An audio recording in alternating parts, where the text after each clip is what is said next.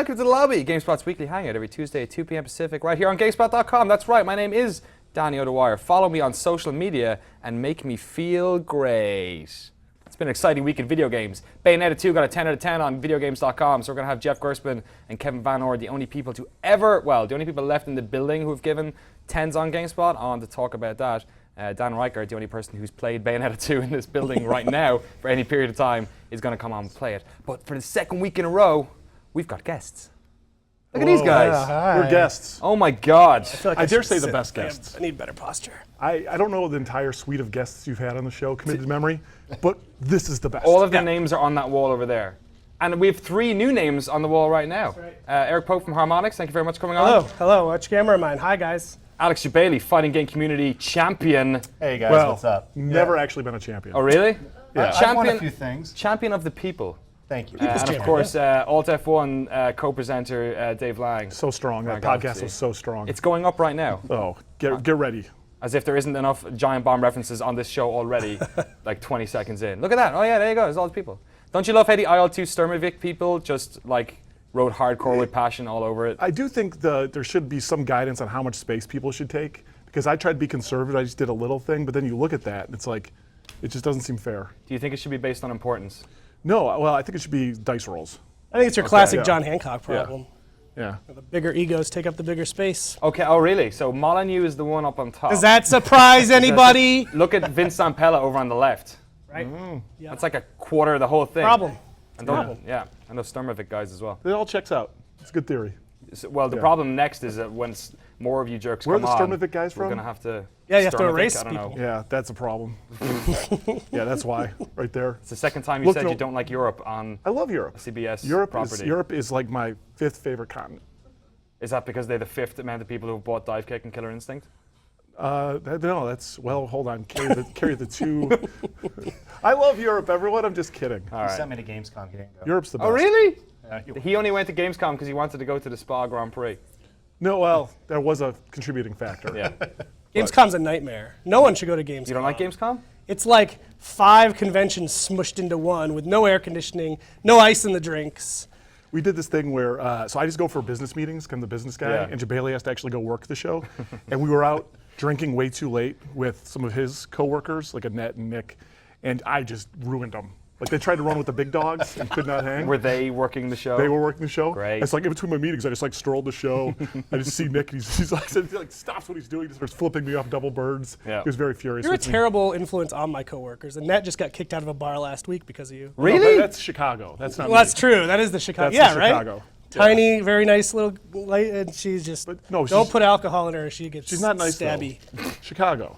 It's Chicago. Chicago through blood and through. running through her What about veins. San Francisco? Y'all are in for like one night? Are you going to that Bruno Mars concert that's on? Hillary Clinton / Bruno Mars. Is Hillary Clinton Hillary there? Clinton's here.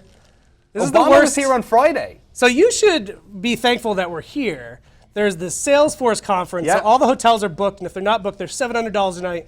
So I got a shitty hotel by Thanks, the airport, and I drove into the city, $100 to park because of the Giants game. Oh, really? Yeah. Everything's the worst. And because we're rolling this deep baller status, we just got a hotel next door to you. Oh, really? Yep. Right there? So we do it. Bam. Yeah. I don't like the phrasing of deep baller status at all. Speaking of deep baller status, you guys brought Killer Instinct Season 2! Yes. It's out tomorrow. October 15th, worldwide. Yeah. Yeah. New characters? Yeah, we got 2 new characters at launch. We got TJ Combo and Maya. Did the launch trailer today, which I'm sure someone from your fine site will put up for everyone else. It's probably up there already. Tog in there. Breaking embargoes. Yeah. No, that's not embargoed. You're safe. Is it not? Is this live? Yeah. Oh, shut it down. No.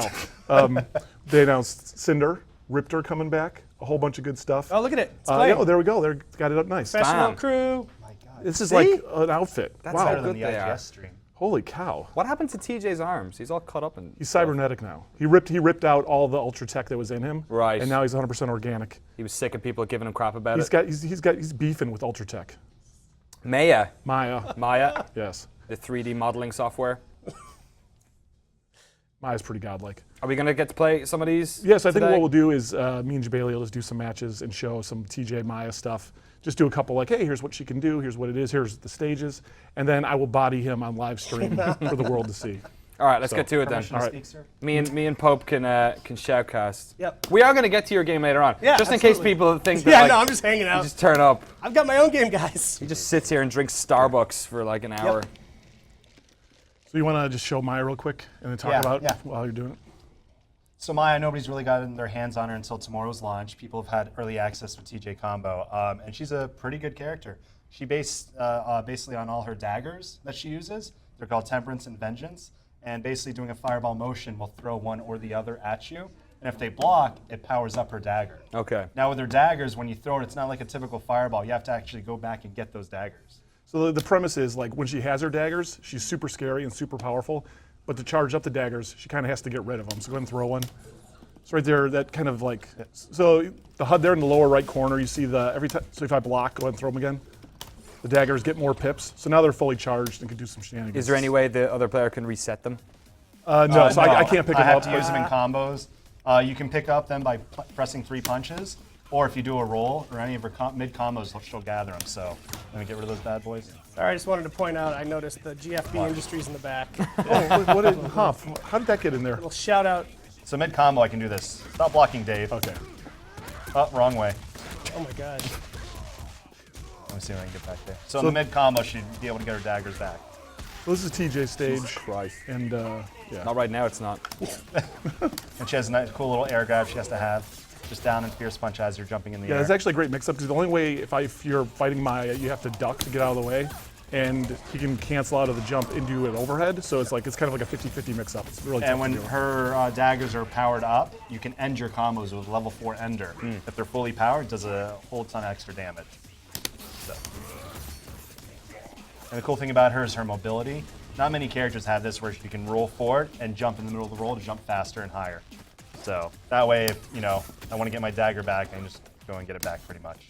It's incredible how much of the sort of the nuance in these fighting games is down to that sort of stuff. Like you're no stranger to it at all with your work at CEO. Like it's funny how, like when you're making these games now, because the fighting game community is so big, like are you literally making it for that community and not like just a everyday, dude who wants to pick up a Well, fighting not game at for all like a for week. KI. Like KI, very deliberately, some of the characters are really easy to pick up and play. Like characters like Maya and like Jago have very traditional kind of like execution motions, like quarter circles or shuriken motions or whatever. But there's characters like TJ or like Saberwolf who are really simple, like just back and forth and up and down on the stick. And the thinking being that we want as many people to try the game as possible. We want to make it as accessible as possible. So there have to be some characters that are kind of like easy that anyone can kind of get in there and use. And so, but we still do want like, the super, super high skill ceiling, crazy execution to combo stuff for, people who've been doing this their whole lives like Alex here. So. Was there 7 characters or 8 or 9 characters in season 1 when you guys launched the end of last year? There's 8. 8 characters, yep. Yeah. Plus Shadow Jago, Plus Shadow which is Jago, limited. Yeah. We haven't talked about it in season 2 yet, or if we will at all.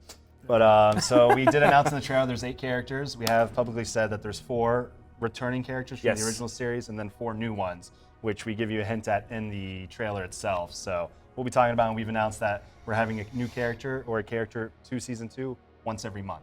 Okay. No, So it there's- was Maya, Cinder, Riptor. and TJ as well? Yeah. Okay, cool. Those are the 4 returning, then 4 other characters which people haven't seen quite yet. And then what about the stages? Is there one for each one of those? Yes. Or you got Yeah. some more in there? Yeah, there'll be one for each new character as well. Now this I'll show you is the first stage to have a stage ultra in the game. Yeah, I'll chill that off. Sweet. Have you give you instinct? Don't mess or it no? up. Yeah, I don't need it. Mess it up. Cool thing about her is just the tricks that she can do with her daggers. It's been super fun for us to work on because if anyone has been familiar with Iron Galaxy and some of the stuff we've done, like we started off doing a lot of ports for Capcom, like Third Strike, Marvel Capcom Origins, Darkstalkers, and do those partially just because we really like those games a lot and really love fighting games. I have a lot of people there who just kind of live and breathe that stuff. Then, Dive Kick last year and then, last week on Next Gen, and get a chance to do something like this that is like, wholly original, like legitimate work in the fighting game space has been super rewarding for everyone in the studio. It's been crazy fun. Is that like a bunch of responsibility when you get given like an IP like this and kind of told, yo, here's something that a bunch of people really like, don't mess it up? Yeah, it was kind of double whammy for us because, like Double Helix did season 1 of this, right? And they did an amazing, oh, there it is. And now it's time for everyone's Coming like a wreck. Field of Dreams. That was my only creative guidance in this whole project. Is I said make that like Field of Dreams. Yeah, and those guys did an amazing job. And so like one kind of like not wanting just to meet what they did, but try to surpass it in a lot of ways too. It was super challenging. But you know, without the job they did, we wouldn't even be here today right now. So shout outs to Double Helix and those guys. Why don't you show them a bit of TJ? So TJ's got a couple. Like his most unique mechanic, he's got recaptures for the first time. So with season 1, you could do a lot of like launching characters in the air, but that would kind of end your combo. You couldn't do a lot with it. And so TJ can actually kind of keep combos going with this recapture. Oh, my finger slipped. Sorry. Geez. Alex, there demonstrating combo breakers. Yeah, Thank you, Alex, for that. Combos. But his bread and butter is really the power line. So he's got this move. It's kind of like back up a bit. Yeah. So he's got like this full screen attack, but he's got a bunch of things he can do off of that. So you can come in and you can grab off of that, recapture, and then Auto barrage. so off of that he can also back up, please. So you can also fake it, cancel out of that. You can roll and do things, and then finally my favorite is the knee out of that. And so he's got a lot of options to get in really close if he's confident you're not going to, you know, do anything like, say Maya throws a dagger. That's all bad ideas. When you do the shadow version of this, it's actually got armor. So actually, if you throw in, go get those, and throw one at me when I'm doing the. So too far, but yeah. So you get the idea. So that version's got armor, so you can kind of get through attacks and get all the way in. And does the daggers only charge up when the block happens? Did you? Yes. That's It has to block for that to happen. But it doesn't change the usability. You can always throw them any way you want in the air, on the ground. Now, her instinct mode is really cool. When you activate instinct mode, her daggers always return to her. So you can do cool stuff like that. And then in the middle of the combo, basically, I had my KP meter out. But yeah, so I'm throwing if I throw this at him, I have enough time to get all the way over to him to finish a combo. So that's really cool, very tricky. So if he's blocking that, I'm coming in as he's blocking, and it gives me the chance for a couple mix-ups. Does anyone has any questions in the chat? By all means, send them in. First one coming in, Shundan asks, will GFB Industries be in every Iron Galaxy game from now on? I think we're all part of GFB Industries. GFB Industries lives inside all of us at all times. Like the bottom line with GFB Industries, I'm not going to say that out loud, was I about to say. Dave, can you explain to a dummy like me what is the deal? 3 punches for all. What is the deal with the seasons thing? Is it just a different way of saying it's part 2? Yeah. So basically, there was, so I guess for those who don't know anything about Killer Instinct, talk about this for a minute. So it's a free-to-play game, right? So you can download the whole thing for free. It kind of works on like a League of Legends style basis, where there's one character that's typically free, and you can try them out. And then if you want to, swap that out. You can buy like $5 per character, or you can buy a lot of bundled content for cheaper. And so yeah, so it's kind of just a way to demark those bundles essentially, right? So you can get all the season 1 stuff in a bundle, all the season 2 stuff in a bundle. I'm sure when we're done with season 2, they'll bundle all that stuff together at a discount as well. But yeah, it's kind of just an easy way to kind of demark some of those bundles. Cool. Is there any plan to keep going with this bad boy in season 3? A lot of it we would love to, obviously. Because the user base is growing on the well, it can only be growing on the Xbox One. Yeah, I mean, there's this element to this of where it seems like free to play, it's just going to get better and better and better on consoles as people keep buying them and buying them and buying them. Let's go to my stage real quick, show that off. And so yeah, so it seems like there's a real good chance that the community's going to grow and grow and grow, as long as we give them compelling stuff to keep doing, So I really hope we get to do season 3, but the reality is we probably won't know about that for quite a while when kind of get the numbers in and see how this is doing. Right? Yeah. So, I mean, that's one of the things that sucks about game development, right? Is like, hey, I want to do this thing and this thing and this thing and this thing. Oh, but no one bought the last thing, so you don't get to do any of that, and now you go cry in your room for an hour.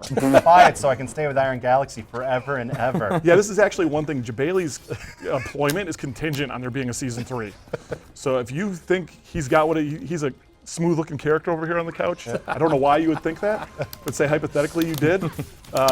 Screw this, I'm beating you guys. Is that confirmation that there won't be a dive kick 2 then? Oh, I make that game. It's only an action script anyway, so you can just... That's cute with the flash jokes. That's cute. Hit a button, hit a button! So is that actually your background? You were a fighting game champ? So I've been I've been playing Street Fighter, Mortal Kombat growing up. Played a lot of Killer Instinct 2 in the arcades. So I've always been a competitor playing it, and I started my own tournament series in Orlando called CEO. You guys do it differently to a lot of other organizations. You guys use the rings and stuff, right? I use the ring. Yeah. It's been done before, but I like to make it the theme because I'm a huge wrestling fan, and our generation of fighting game players are from the NWO Attitude Era. So when I brought it, everyone's like, "Oh, this is crazy." So I theme my stuff a lot around that. That's how I first met Dave, actually. When I met Adam Keats, Adam Hart, who's the lead combat designer for this game, who created Dive Kick. I saw the game, like, bring it to my event, let's check it out. And then I told him, put me in the game. He's like, why? Like, I get a big head when I win around. He's like, you're in the game. So, and that's how I met Dave, and then, now I'm working with him. It's been, for the first time in my experience, Jabali's actually being a little modest. His tournament is the second biggest fighting game tournament in the world, only second to EVO. Wow. And it's growing like crazy, man, right? So, You should open with that part. It started out with 300 people 5 years ago. It had 2,800 this year. No big deal. But Where can people find out more?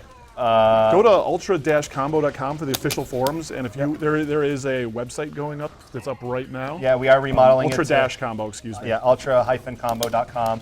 I'm the lead moderator on it, so anytime you want to reach out to me on Twitter, CEO Jabali, we're always listening. That's the beauty of working with these guys, is relaying the community and their thoughts about the game.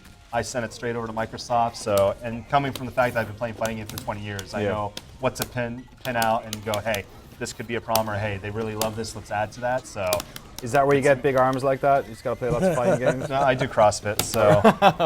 God damn it, just lie to me. Who's winning this? It looks like I bodied him. Yeah. Who knew? I was talking the whole time. Bodied! I get free dinner tonight. Sweet. So thank you. Damn it. Thank you. That was a hoot. Thanks for coming on. Do you want to stick around? I would love to. I want to see this. Different video game. I want to see Pope's baby. All right. This is great. It's like show You and want me to tell. play it since you don't know how you said?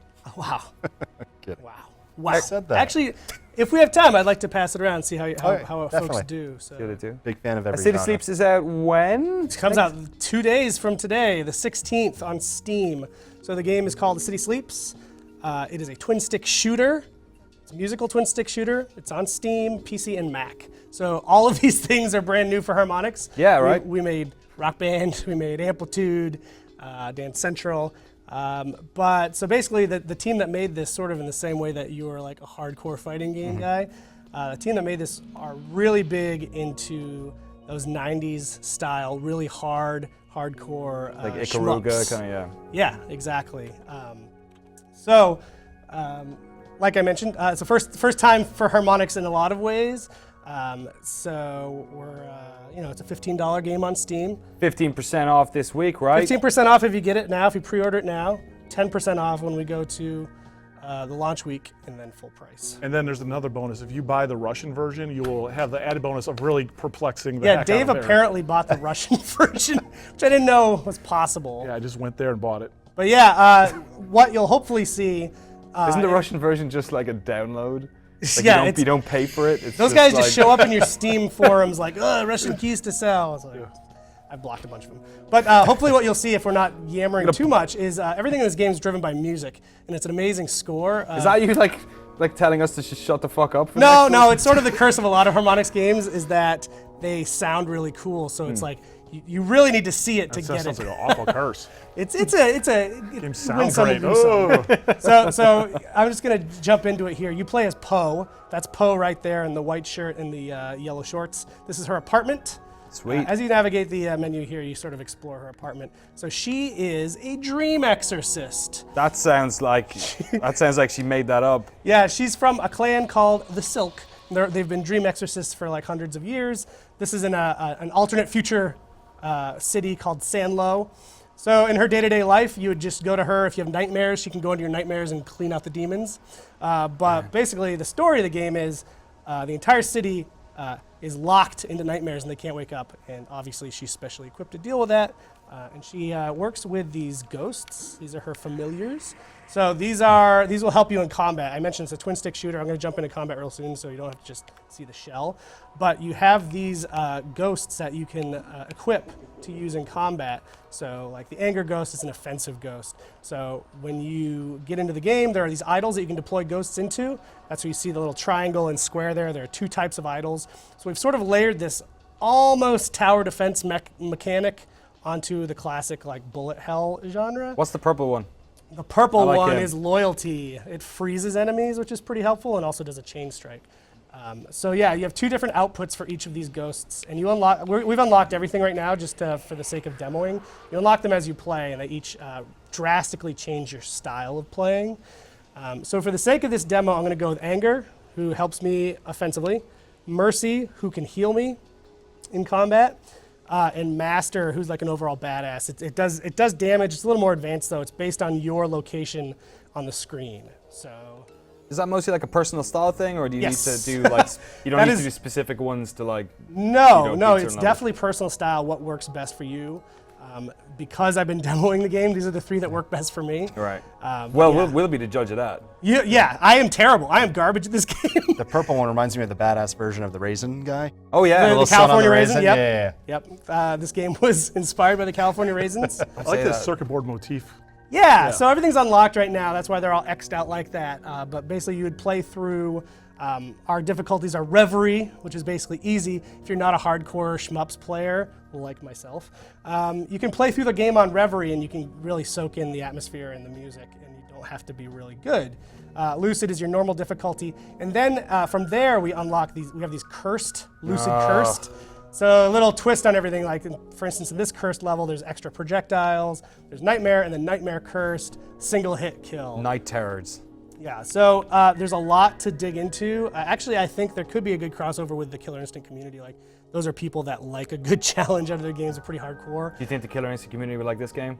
He hasn't seen it yet. I haven't seen it yet. He hasn't seen it I'm yet. from the I'll- DDR We'll community. be I the used to play a lot of judge. DDR, so I love any rhythm game. All right, so every level in the game is a different person's nightmare. So I'm going to jump into level 1 right now. And it's hard to talk and play and not be garbage. Well, that's okay, because I'm just gonna completely cover you in questions. Like, So if people can hear right now, when I shoot, that's adding a stream of music onto the soundtrack. I don't know if we can get a little more audio in the house okay, speakers. let's crank it up a bit. As these enemies spawn in, they're their own layer of the soundtrack.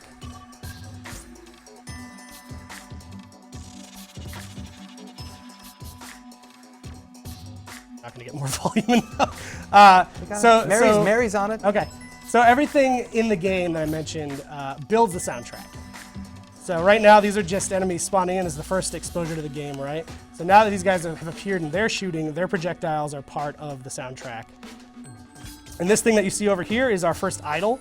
So I can slow down time with the right trigger. Cut down here so you guys can see me. Well- These are my ghosts. You can cycle through them. So I chose the Anger Ghost. That's sort of like a machine gun effect.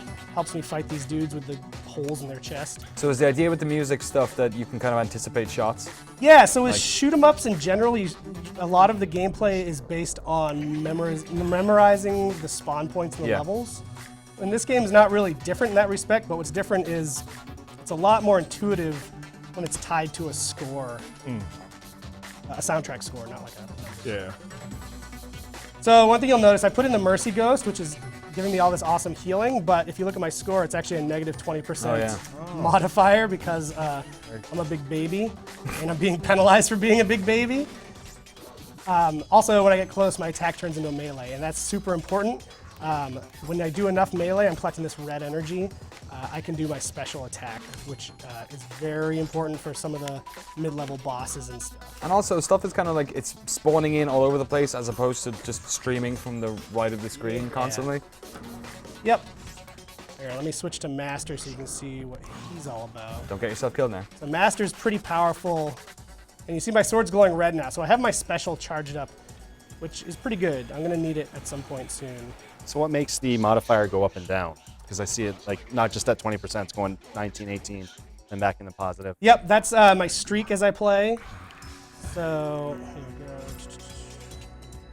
There's a little bar next to it that's like a cooldown. So if I can get another kill before that bar cools down. You can do it. add to my streak here. This is a pretty weird dream. I've never had a dream like this. Yeah, this dream's, so that's the thing, like this dream is really focused on bugs and crustaceans, which I find pretty disgusting. I had a dream last night where I was my mother in my house, and there was all these people trying to kill me, but I think it's because I was playing too much Shadow of Mordor that I was crawling in the stealth around my house. Is that dream in this video game? That will be coming as DLC. Okay. You've just given me a pretty good idea. I had a bring dream it back that to the Dave team. actually threw me out the 24th floor of the West. Really? Yeah. It's a glass window, man. I was scared. He tried to do it. All right, so this is like a mid-level boss here. Whoa. If I were on a higher difficulty, what you'd see is way more intense bullet patterns and a lot more of the projectiles. The higher difficulties also, you'll have more enemies spawning in at a time too. And like you said, there's one mode where just one hit kills, so any of those touch you, you're dead. Yeah. So that's my special attack. Nice. Giant. Does damage to you happen, like, is it just it hits you and then you're damaged, or is it how long something is touching you, you get more damage? Every hit is damage. And I should also point out that I only take damage in that green circle in Poe's chest. That's her hitbox. Right. So I don't need to worry about my legs getting hit. Okay. How many, are these, what are they, totems, or is that what you call them? Idols. Idols? How many of those can be on screen at any one time? 2 at a Like time just two? max. A lot of times you'll only have one. A lot of the tougher boss battles, if I do well enough to get to the boss of this level, they'll go away completely and you're sort of on your own. Getting this question always happens when a game has a pretty good soundtrack. Is this soundtrack available like separate from the game at all? Yes. Or with the game? You guys have a deluxe edition, right? Yeah, we have a deluxe edition on Steam that gets you the soundtrack. The soundtrack, when we go live, should also be available on Steam standalone. We're also putting up a Bandcamp page on harmonicsmusic.com. Heads so you up, get the it there. Russian version does not include the soundtrack. Oh man, sorry Russia. It's just the Russian national anthem over and over and over again. Hey, as far as national anthems go, that's a good one. It's really intimidating. You know, like, so I drive a Prius, and Hey Dave, I do hold too. on, no, this is the best. Hold on.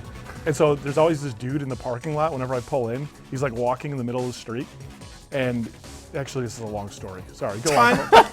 It's fine. And so he never hears the Prius creeping up behind him.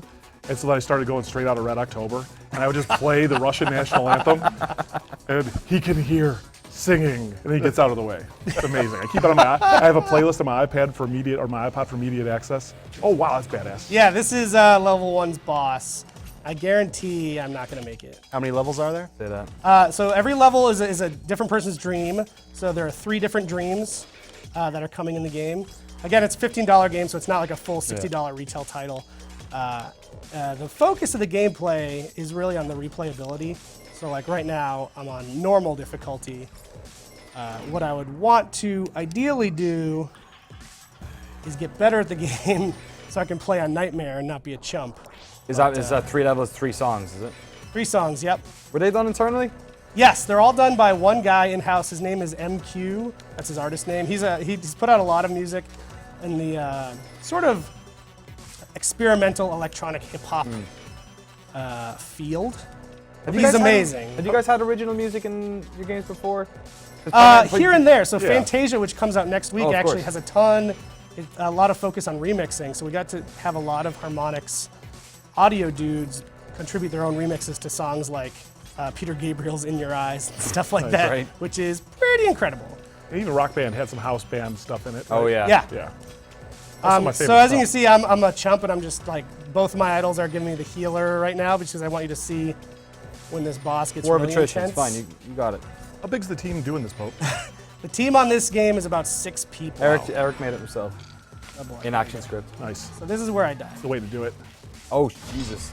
Luckily, Oh. I saved up my sword so I can do some damage. Whoa. All right. Oh god. I can't.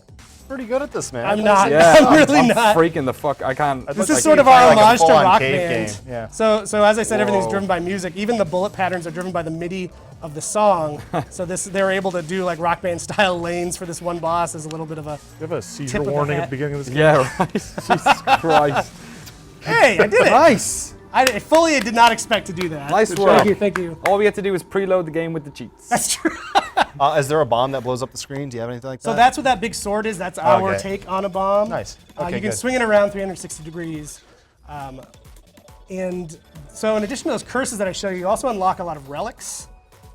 And I'll just show you those. So those are all their gameplay modifiers. So like you can increase your speed. Nice. You can boost some of your ghost abilities. It's pretty cool. So if you want to take a crack, Give me the hardest level. Here we go. Oh, yes, yes, yes. the hardest level on like hardest difficulty. No, not the one hit kills. That's overkill. All right. Like medium level, but the hardest level. Oh, Jesus. Oh, you know the hard. You know what? Give him the hardest level. Give him the hardest hardest level. level. Yeah. Give it to All me. right. All right. Give him the niche. How did you do the dash? Bailey talks a lot of Dash games. is right. Okay, yeah. So Okay. dash is right bumper. Uh-huh. Trigger is what slows down time. You Okay. can hold it as long as you want. It doesn't stop time. But Slows it down, but you can cycle through your ghost with the left bumper. Okay. Those will automatically deploy to the highlighted idle. You can switch your Got it. idles with the right trigger. I'm sorry, the right stick. Quarter roll X to do your special. So you can do Nightmare Cursed That's the on a one hit level kills one, right? on a level that you haven't seen. I don't want unless to do you- one hit do you kills want- though. Give me No, a no, shot. that was on the other level. Oh, okay. All right. On this level is once a ghost is placed in idle, it can't be changed. So you can't like switch on the fly. Let's use the health one. Not a terrible curse. All right, and this is a level you have not seen, so this will be interesting. This believe in level, you. so you'll see like each level has its own, apart from its visual look and feel, has There's its a own lot of vibe to riding on this you didn't know about. That's fine. Got it. Should we be quiet so we can listen to the music and play Sure. better? I mean, the soundtrack is really incredible. Like, there's such a good. Can she dash forever? Yeah, there's just a bit of a yeah. cooldown, a couple beats of cooldown afterwards. B-boy Mr. Maestro says last night he dreamt he was in an NWA music video. He says, I felt uncomfortable at first, but Eazy-E was cool. All right. R.I.P. Surprising that Eazy-E was the cool R.I.P. one. Easy. You think? Yeah, he seems like he'd be the biggest wild card of the bunch. He definitely had the most ENF about him. 2 nights ago, Seth Frost was dreaming about fighting the All right, alien, now it's getting Put on hard. your health. Put on emptying his How cult, do I do that? and then So that's the curse. You can't change them now. Oh, god dang it. oh no. I'm okay. I'm okay. How much longer is he going to survive, Pope? your health. He's Slow down almost time. dead. Slow down time. How do you slow down? Oh. Good job. Give it Am I another dead try, give it already? Another try. Okay. Oh, so So- there's no continue. Once you die, you start over? Yeah. So if had you made it to the second stage, you would start on stage 2. Right. You don't have to start from the. So how do Oh, I wow, start? you're so free at this. No, I was trying to do my health. Do the Wow, health wow, one. wow, wow, wow, you're so It's the free. left bumper. Oh. Rotate. Also, it looks like you lost your master ghost. That was a bug I noticed earlier that I forgot to tell you. Thanks, Chief. Is the game shipping with bugs? Probably. The Russian version. What game doesn't ship with bugs? Absolutely Russian. Get these things off of me. Holy crap, this is a challenge. So you should, yeah. Just keep your guns blazing. But no, I think this is part of it though. Like these people who like I love these games, and part of it I love is like the mastery aspect. right? Exactly. So like, I was never into that type of game until Dark Souls really sucked me in. Is like the feeling of accomplishment after you've died a dozen times and then you finally figure out how to beat a section of the level or You don't a break your boss. console by then. It's really incredible. Yeah, there's just not a lot of genres left where like it's still fun to lose over and over and over again, and I feel like this is one of them. Yep. Like Mordor's pretty difficult in that Is way. it? At the start, I at feel like you get least. OP pretty fast in that game. Maybe I haven't played enough. You It is Yeah. pretty open world though. There's a lot to do. Yeah. Have you played Phoenix Rage? That's pretty tough. I like that you're lumping all these games So can I together. shoot faster? It's a set. It's always a set pace. The shooting is set to the soundtrack. Okay, got it. All right, Bailey's this is got pretty it. good. Yeah. This is good. Just keep found running. a Just pattern. keep Yeah, I running like away. it. Okay, watch out for Just these like guys. Dave in fighting games, just run away. geometry You works. don't want to. Oh my god, yeah, this is a Yeah. You're not invincible as you Yeah. dash either. So Yeah, careful. you might want to change that. Yeah, It's that Oh, seems no. like a flaw. If you dash, you're basically definitely going to get I hit. think people universally expect to be invincible during dash. So Okay, we I got had this. that. We had that, and we found that was not hard enough. Dave, would you like to give it a shot? Yeah, Dave, you should give it a shot. So godlike. Let's go. See who gets farther. Oh, Joe, wait, what's- start what's over. going Start on? over. That wasn't fair. We'll restart. video games aren't fair. What are the controls? What are Oh the god, yeah, controls? he doesn't even know. So Left right, to move, right to that. Right bumper is dash. I got this. And then if right you. trigger to slow down time. Oh yeah. Left left trigger when you have your special attack. Left bumper to cycle through your ghosts. I don't think you're gonna get that far. Every time I see Dave play a video game, I'm impressed. I'm like, he doesn't just make money off this stuff. He Yeah, he's enjoys not it. just a shit talker. I respect Well, that to be about him. fair, I mean, you're a really good shit talker. so like one of my favorite games from 2 years ago was Sign Mora. Yep. Is it Signmore or Cinnamora? Cinnamora? Whatever, yeah. man. I played Cyan Mora. It's like a Kim one of my favorite games. I don't know how to Kim pronounce it. Basinger. Who's got time to learn how to pronounce these game names, man? Dave, you should put your ghosts in those idols. How do you? Oh yeah, left. Maya, Right Maya. trigger. Right trigger. whoa. Can't- No, wrong Oh, button. there's a slowdown? I'm just kidding. Yeah, that's not the health one. If you played this level, what would you pick? The health? So the first thing I would do is not play with the cursed mode on. Oh. I would be switching it up a lot. I switch to health a lot because I suck and I Fudge. end up needing it. So this is actually a good spread that Dave's done. He's done the attack and the health one. Nice work, Dave, even though you did it by So accident. godlike. Who had a higher score? Should have kept track of score. Now, these are like, when it comes to like events like Yeah. my own or just in general, it's great to have these kind of games. Especially to have like, I've seen events have Resogun challenges. stuff Bailey, like you're that. here for Iron Galaxy, not CEO. Yeah. So on Dive Kick, there's a score. And No, tell me about Resogun. All right, Dave, watch out for the lotuses. What are you talking Get out about, of lotuses? there. Get out of there. Get in my head with your No, I lotus was talk. helping I think I got farther. Take it again. Do it That's- again. Do That's fun. you want to I back got out and you, get the Trent. master No. ghost in there? I'm godlike. I don't You're need this. godlike. We're good. So if you want to look up, so MQ, I was mentioning, is the artist. He has his own Bandcamp page. That's m-q.bandcamp.com. He's got a bunch of albums. So if you like what you hear, go support him. He's a badass. I am vaguely infuriated that I can't. My shooting's governed by the music. Thank you. I did feel that. I want the music to be faster. That's only something in this like so difficulty, yeah, it depends on right? the level, really. Yeah. So you sort So of have is to. there one where it's just constant barrage of Yeah, shooting? the Jump step. next level 3. But it makes it more is, challenging this way. I much do faster paced appreciate song. that. Is Darude Sandstorm in this game? Not yet. The final countdown?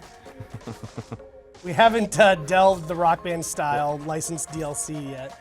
Are you guys going to do any post-release content? Ah! I would hope. I want Get to. away! I would love to do release some more levels. Release. We've I'm talked not about getting my doing melee challenge going at all. rooms. I gotta get my melee up. We'll see. Yeah, you do. But be careful. I'm just waiting for the High risk, YouTube high video reward. that does the one-hit kill mode. too. It never dies. Yep. Oh, fudge. Get this health. Give me all this health. Melee, melee. Oh my god, it's the worst. Have you done better? No, the Lotuses still haven't come up yet, have they? Lotuses are after Look at this that. part. Oh my god. So if I What a were dash. Dave, I would save up my melee to get my sword. Not There you go, there you didn't go. get in time to kill the lotuses. But All right, you've already done better than last time. all right, you just gotta survive, Dave. Just don't move around too much. Don't tell me what to do. Don't forget you can I'm slow my down own time, boss. sir.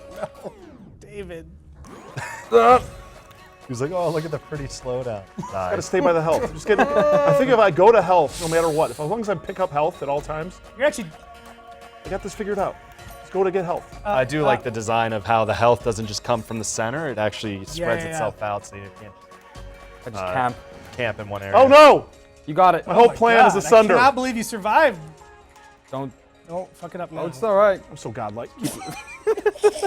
So are those thumbtacks or needles? Needles. My eyes are watering. Metals. Yeah. My Don't eyes blink. Don't hurt. blink. Don't blink. Don't My eyes blink. hurt. All right. Health, health. Heal up. Heal up. Dave, heal up. How do you do that? Oh, Jesus. Oh God. How do you heal up? Oh, my eyes. Oh, Does my Iron oh my God. Does my health insurance Oh, oh, cover seizures? oh, I'll never see it again. Great. Air Great poke. And that's a city sleeps. That means so the California Raisins and Iron Galaxy are now going to Yep. have lawsuits against you. Yeah. Oh my God. California raisins are surprisingly litigious. Dave, don't- camera's over there. I don't think I blinked. So October that's right. 16th, this week, Thursday, on Steam, it comes out. There's a deluxe edition if you want the soundtrack. Go to citysleeps.com. It'll automatically direct you to the Steam page.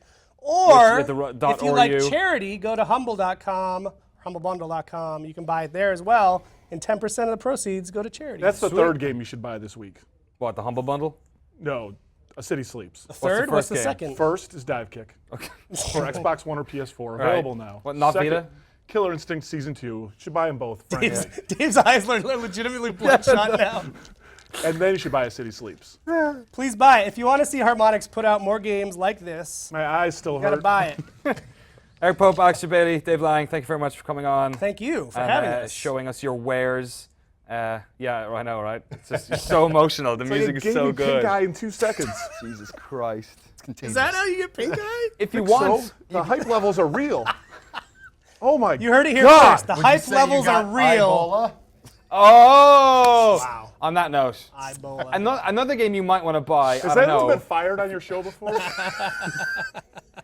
Sorry. God, bless America. All right, you have the con. Ebola. Borderlands 2, the pre-sequel, up in just a few minutes once we check in with that really terrible Irish accent in that new Assassin's Creed game. Roll it! Peggy 18. Shay was an assassin. Admit it, I nearly had you. He was a friend, a brother. What did I miss? Only the first hour of training. A pity. The boy has so much potential, but so little discipline. I have tracked the Templar as far as this coast, but I fear the rest is up to you, my friend.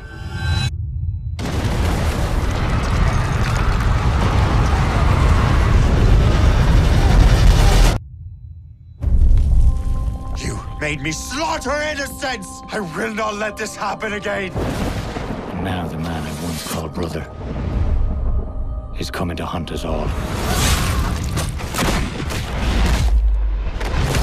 Colonel Monroe spoke highly of you, Shay. He was convinced you could become the best among us.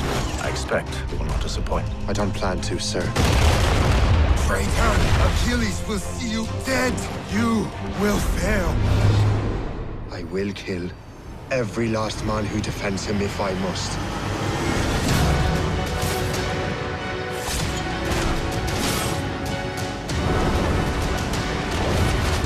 What is it you're doing exactly? Stealing from your brothers? Betraying me? We don't have the right to decide that future. The right! We have the responsibility! You've betrayed everyone you knew. Sided with our worst enemies. And for what? Someone must make amends.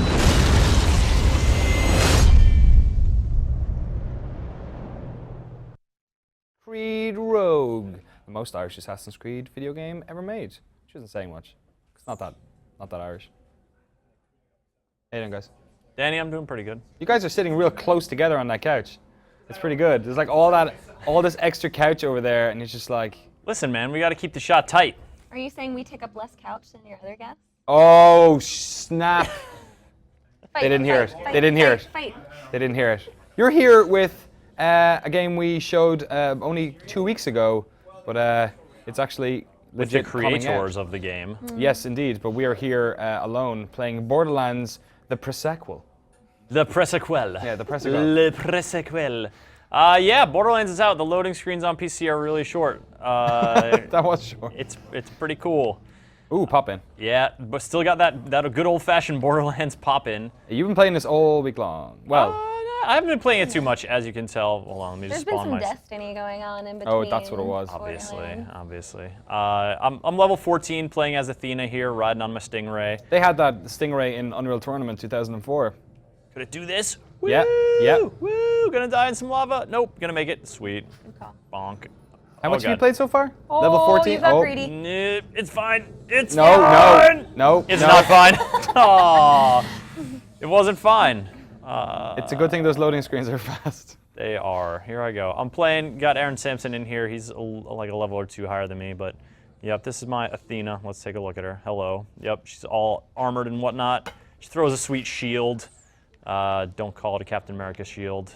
And yeah, so I'm working for Handsome Jack, doing the corporate mercenary thing. How long are you into it now? Bonk. Is that Aaron there? Yes. I would say I've played this no more than 5 hours. So he's still good in this storyline. Handsome Jack. Handsome Jack is technically good currently. Well, he's not. It's not that he's like good, that he's like a bastion of morality in like a troubled world. It's just that he's not like a super maniac. He's a company man, you know. He's trying to.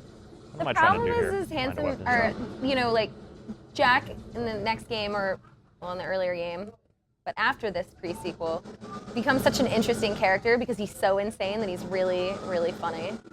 This one, he actually gets shown his very first entry scene. He's getting like the crap beaten out of him.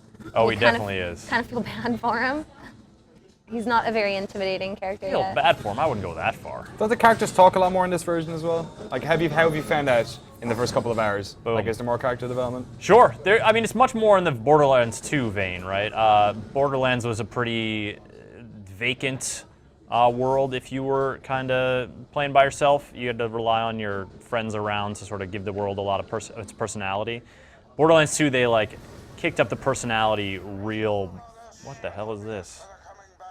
Thought that was the thing I needed for a quest. It's something totally different. Borderlands 2 kicked up the personality a lot, especially with Handsome Jack. Save Aaron. Oh no, he's gonna get his second win. He doesn't Got need me. Oh, but I will come in for a butt stomp and ruin his second win. Nope. You.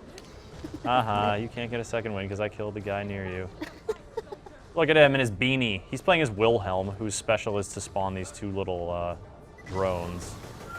There's a giant squid. Energized sugar? Sugar Wrath. Okay. Yeah, that's what they call it. I got a bunch of questions coming in. I'm going to throw them at you. Number one, Red Hat Drew. Feelings on the new vehicles? The Stingray is great. The Moon Buggy is utter garbage. Really? It is dire trash. It's so bad. It handles so terribly.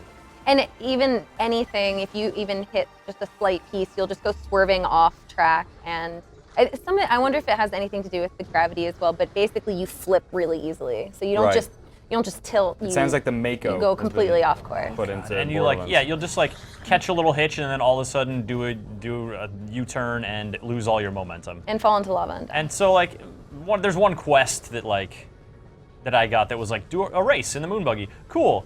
The Moon Buggy's terrible. The race is really unpleasant to do. Oh, really? So yeah, no, it's no good. But this Stingray is pretty neat. It can butt stomp stuff. Just like an Unreal Tournament 2004. Oh, really? Sorry, I just went. No, that's all right. Saying that. Hey, I man, love that thing. It's your cultural reference point. That's my, yeah, right. Can I climb up here? Sure.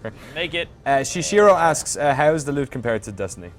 The loot compared to Destiny? That's a good question. Let's take a look. Oh, I can't look at my guns Go into your now legendaries. Because I'm in the... Get out of the vehicle. It's very flattering that you think I have legendary gear at level 14, Mary. Have they but no. Have they murked your favorite...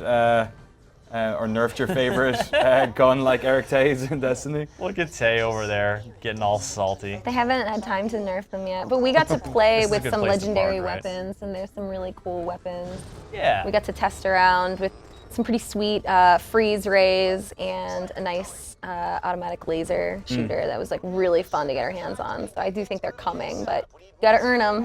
Have you got any good drops from bosses? I just got a drop. It's this one. It's like a machine gun that says "Winter is numbing." Game of Thrones. I read all the books. It shoots like this and freezes things like that. That Rathid, I think they're called. The freeze is a new thing, right? It's good. Yeah. The freeze is really amusing because I mean it's like ever since Terminator 2. The whole freeze a dude and then he shatters became like the coolest thing to do. Or Jason X, when Jason goes into space, he freezes a girl solid and then smashes her head on the ground and it shatters. In space. In space. I still haven't seen that movie. In space. That marvelous cultural touchstone. Digital Tastic asks, is there also a dune buggy that has extendable Scorpion-style blade arms? I believe this is a reference to Unreal Tournament 2004. Are there blade arms on that? I don't think there are blade arms on the Stingray. No. Feather Dave asks a pretty great question. After both Borderlands 1 and 2 plus all the DLC, we've had what might be charitably called a suffocating amount of this gameplay. Suffocating amount. Is there anything in this so new and fresh that it could overcome a ton of burnout? Like both of you guys have played a lot of, I know you've played bunches of the first two. You've played quite a lot of Borderlands as well, right? Yeah, I reviewed the first two of them for GameSpot. Oh, sweet. And so I played a bunch. I didn't quite get to level 50 on either, so I didn't do the complete every DLC, do all the headhunter raid boss. I didn't kill Cromarax, so I don't think I'm at the burnout level that person is describing. So if you're burned out on Borderlands, don't play more Borderlands. This is not gonna unburn you out from Borderlands. But if you're kind of it was really fun, playing Borderlands, I kind of like that, maybe. If you're playing Destiny and you're like, God, this is just so dry. The only amusing thing in here is weapon descriptions. You want something with a little more personality. You want something with butt stomping. That's Borderlands. For you. And it's really, I mean, it's just more of what you love, right? Sure, they added, you know, less gravity and some different guns and stuff, but at the end of the day, it's really more of the same Borderlands game. So if you like that style, you're gonna love this, but there's certainly nothing so completely different. I guess it probably depends a lot on if you, I know you played with Lexi a bunch for the other two. Like, this is kind of cool. If you have those friends who you've played a bunch of Borderlands with, get the band back together. That could totally be fun. It's a great campaign game. And some of the campaigns are really fun. They've done a really good job. They brought Torg back, some really great characters that are so hilarious that you can't wait to see what shenanigans they're going to get into next. They're funny. They're hilarious writers. It's a really fun game if you like those kinds of things. When I play these types of games, it's not always like to get the crazy weapons of the raids. It's to go through the campaign and enjoy the story, and it's awesome to see what they've done to make a pre-sequel, which you don't see that a lot in games where they go early into the depths of what made Handsome Jack who he is. Weird. I find that really awesome. That's weird, because I never thought of Borderlands as a story-driven game. To me, it was always just a co-op shooter where you fucking did missions and. It's story in the sense that if you enjoy silly characters and silly writing, it's really fun. This story isn't impactful or honest. It's more of a fun experience, and you do talk about some of the things that you see afterwards. Our Torg mission is so funny. I reference it all the time because he's just this guy who hates science so much that he sends you out on a mission to destroy it. And I think, to me, those are the stories that make the game worth playing to begin with. And it wasn't until Borderlands 2 that Borderlands really became more of a story, personality-driven game. That was a new thing there. And then a lot of, the characters you see here, I mean, Torg especially I don't think he was really introduced until Borderlands 2. And, you got Moxie in here, but, this early on, I haven't encountered Scooter there, but there's a new kind of Scooter-esque character whose name is Jenny something. Sure. And she's sassy and Australian. She's so Australian. That's that's another way it does feel a little bit distinct. Is just a ton of Australian accents, which isn't that because this as game someone who doesn't get made to hear Australian accents a lot, aside from talking to Randolph Ramsey. Randy Ramsey. It's fun. It adds a little bit. Well, that's what happens when you make the game in Australia, right? Well, and you kind of lean into it, right? Because there are games that are made in all corners of the world that don't necessarily have this sort of stamp of that culture on them. LA Noire didn't have lots of Australian. Well, maybe it did. I don't know. Right, but there are games, like the Witcher games, you do feel. You get sort of a connection to Polish, that the kind of, you sort of feel the developer's culture come through in the game. You're saying Borderlands the pre-sequel is the best Australian video game ever made. Who knew that Australians would inhabit the moon? I have a really poor knowledge of what games were made. I got some questions. Turboton asks, how has the oxygen system been? It's really not a detriment at all. You'll find that even though it'll say you're running out of air, all you do is kill one bad guy and he drops heaps of oxygen tanks. I've never ran out of oxygen once, and I didn't think about it. I didn't think, I need to go get some oxygen. If you play and you're killing things, you're going to come across oxygen. Didn't really change it too much. You ain't looking for sonic air bubbles. Yeah, you're not drowning. Yeah, no, and there's plenty of oxygen to grab for sure. And also the butt stomp stuff and the being able to run a little faster and jump a little farther is definitely a nice change. Sea Christ 1000. Nice. Charlie Christ of the Sea. Does the low gravity count anywhere? Does it get boring? What? The low grav stuff. What is it? Does it work everywhere and does it get boring? It's not everywhere. I mean, right now we're in low. Anytime you see the O2 meter depleting, anytime there's no atmosphere, you're in low gravity. So I can just float. Yep. And it's awesome in terms of getting those extra jumps. With your boost, it does help because if you jump vertically and then you use your boost, you go up extra high. Whereas if you jump forward and then use your boost, you're gonna get this push forward, which is a really nice feel to the game. So it depends on how you use it. I enjoyed it the whole time. I never got sick of it. I think it's an awesome change up to the game that makes it different. And again, it's 2014, so everyone's contractually obliged to have double jumps in their first person. Yeah, you gotta mix up the movement. That's how we figured out you can unstale a game genre. Apparently, my favorite whether that's surprises. true or not remains to be seen. You can at least attempt to unstale it. I was gonna say something about Zero gravity. Everyone And, is oh yeah, there's like more platforming stuff now because of that, the floatier jumps, because of the jump pads that they put in. There's like platforming. And they're puzzles, hiding like, things climb more up here. too. Yeah. They're hiding guns really high up on buildings because they expect you to be floating around and kind of enjoying it. Is that impact the missions at all? Are there like different ways into bases and stuff, or is it still pretty? Like Borderlands always been about the shooting variety rather than the actual like level variety, or like yes. No, it's these things are kind of serious. I think they're your buddies. Oh no, they are my buddies. Thank you, Danny. Green means buddy. Yeah, sure. There's just like it's not like you can. Yeah, I mean it does encourage. So like in a lot of encounters happen in areas like this where I can like jump up to up here to grab ammo and then be blasting down, but then be across the map like butt stomping all these dudes You're in much a more second. fluid. So you are around. You are around a lot more. You are sort of encouraged to be jumping about willy-nilly a little bit more. So like acid comes out of you when you butt stomp. Everyone in the chat was freaked out that you breathed the air of dead things. It's a bit weird. It's a bit weird. Well, fortunately, the air that I guess when then you you- die, as in life, just neat canisters of everything that's inside of you spills okay. out onto the ground, and That's the circle It's of not life. like you're inhaling other people's death rattles. No. It's sort of like an instant embalming process where like the Egyptian doctors like draw your brain out through your nose and put it in a jar and then toss that jar on the ground, and depending on how smart you are, it's like a blue, a green, or like a legendary brain. What would mine be? Yours? Don't answer that.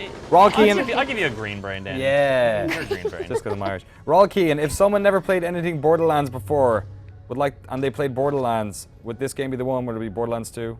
What do you think? Oh, should they start with this game or Borderlands 2? You totally could start with this one. There's really nothing about it that makes you Like the story stuff. not I guess, understand it. They're pretty good at giving you the background that you need to understand what the heck is going on. There's a lot of inside jokes though. Right. So you'll probably miss those, but in terms of at least understanding the game, you'll be fine. My favorite one is still 2 though.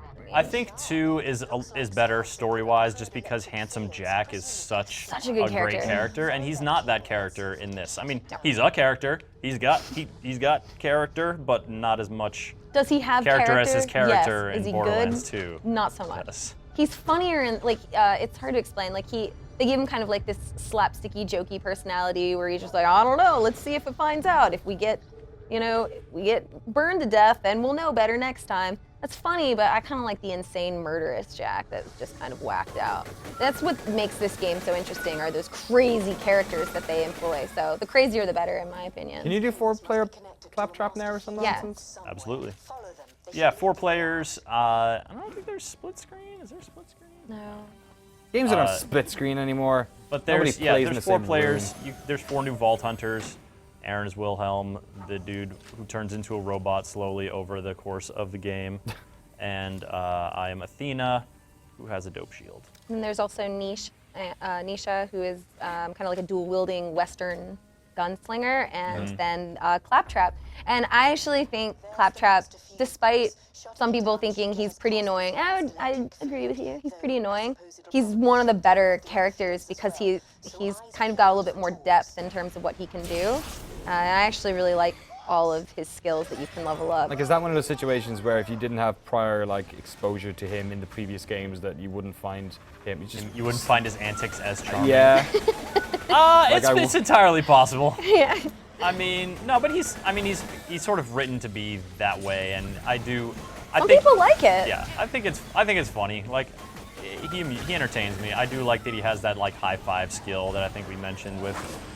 B-Boy devs. Maestro says split screen on console versions. Right on. Thank you B-Boy. for doing our job for us. Yeah. Booyah. Josh Shaw, producer for the show, or director Can for the show, confirm. also can confirm I'm this. gonna level up real quick. That's how I've been playing it before, so I think there's not a lot of split screen on games anymore. This was They're kind of even like the driving last games, which staple. irks me every single time. Yeah. But what else? Doing some hot leveling up. Do that, yeah. Get my Leveling up your shield, obviously there's Arya. different ways to do this stuff with my. The name's Athena. There's different ways to do all that stuff. Won't dive into it now because it doesn't make for good TV.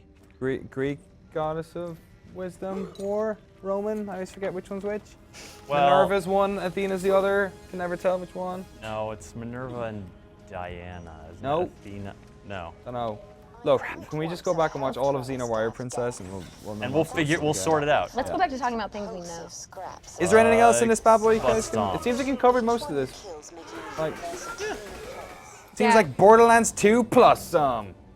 It in many ways, yeah. And I think if you can stomach it, give Claptrap a shot. He is a really fun character to play. And it's really cool, like all the different things that can happen when you play as him. He changes into like 6 different things. They're all pretty interesting and funny.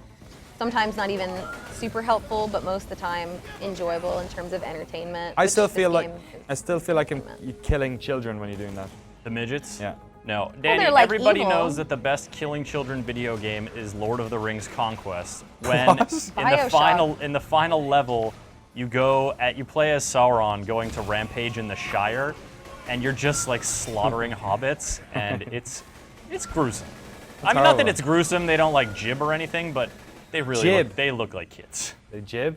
No, they don't jib. Gib? Gib? Oh, that's not gonna. Giblet?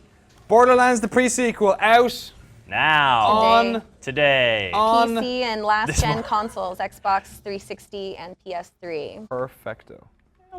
GG. For all your old console needs. For all with your, friends. I still own this console, and so do most of my friends. I still own this Organizations. console. I That's really for like PC. having it. It's good to dust it off. Although my 360 red ringed. No. You're kidding. Yeah, it did. I'm not buying another one. Screw you. Yeah, screw you, Microsoft. So I gotta get Yeah. it. It'll have to be PS3. Years after the fact. Mary Kish, Chris Waters, thank you very much for coming on. Thanks. My pleasure, Dad. We're going to be back in a second. We've got the trailer for The Evil Within, which we're not playing on today's show. But Mary, are you doing a live stream tomorrow? Yes, we should be doing a live stream of The Evil Within for 1 hour. I think at 2 p.m. tomorrow, if anyone's interested in watching that. It should be pretty scary fun. Frightening. And I've never Scary. played it or seen anything. We'll see if for it's it, fun. so, yeah. Reviews have been like, whoop. all They over the have. Have there place. been many reviews posted? Not a lot of people Polygon did one.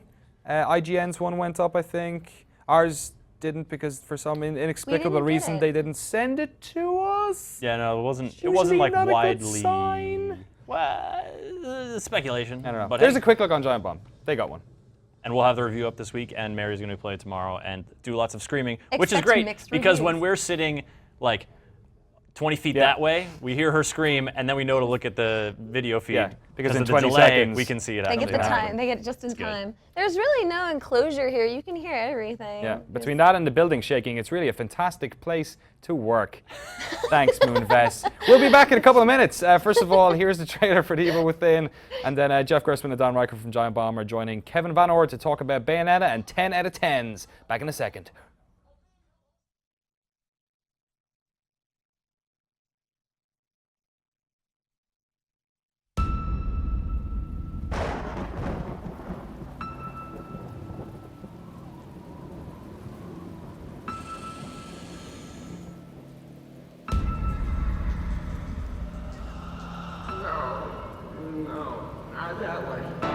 Losing our minds. Leslie! There's something wrong with this place. He wants out! This is my will.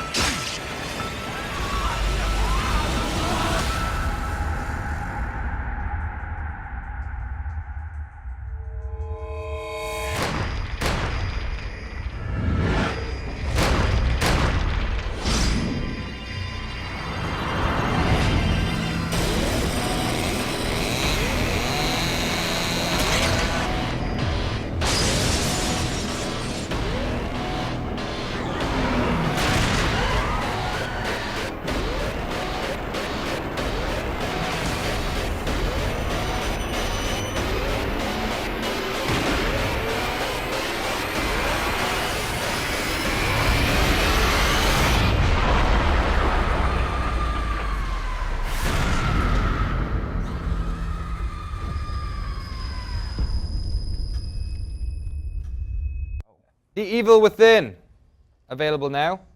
Sure, why not? You guys did a quick look, right? We did. I haven't yeah. watched it. Yeah. What was the get out? So it sounds like the first few hours of it are a real slow start, but Brad has kind of warmed up to it recently, and also the console versions apparently look kind of crappy. Oh, really? Yeah. What did you play on? They were playing on PS4. PS4, I think. But yeah, I don't know. I haven't touched it. I played it back at E3, and between not liking survival horror games and you know not thinking that one looked especially good, sure enough, all those things combined to make me go like, I don't want to play any more of this. So, Yeah. you know. Did Kev, you played it? No, I haven't played it actually. The only time I ever even saw it was in a presentation at E3, and I just came away thinking, wow, that looks really cheesy, but not in that, you know, wow, that looks fun way, but in that, I think they're trying to actually be serious way. So that was sort of my takeaway then. I have no idea what the actual game has turned out to be. And what's the story with the review at the moment? Sean's working on it. Cool. Not everybody got advanced code, so we were one of the ones that had to wait. What are you guys doing? You got advanced codes. I told them directly in person back at E3 that I didn't think it was a very good game. So that's why they sent it to us. I don't know. Yeah. It seems like they would have the opposite reaction. It's a weird world, Danny O'Dwyer. It is a weird world of 10 out of 10 video games. Really shit segue. Dan Reichert, you're, I think, the only person in this building who has played a lot of this game. Our review was done by Mark Walton in the UK. Okay. We couldn't afford to fly him out for 30 minutes. Yeah, you've been playing a bunch of this game. Yeah, I just looked at my clock, and I'm at about 30 hours now. Beat it on normal. I'm kind of working through on the harder difficulties and easier ones, just trying to get a bunch of items and stuff now. But it is a fantastic game. Are you reviewing it? Yeah, I already reviewed it. Gave it 5 stars. Sweet. I got chainsaws on my feet. Yep. Excellent. That's the thing that's going on. Yeah. So yeah, you'll see I actually unlocked Bayonetta's old look. You get that after you beat the game. But I can't say specifics, but there's some other cool unlockables at the end of the game. We're not allowed to talk about it. A lot of that has made its way to the internet, so it's pretty cool. Confirmed.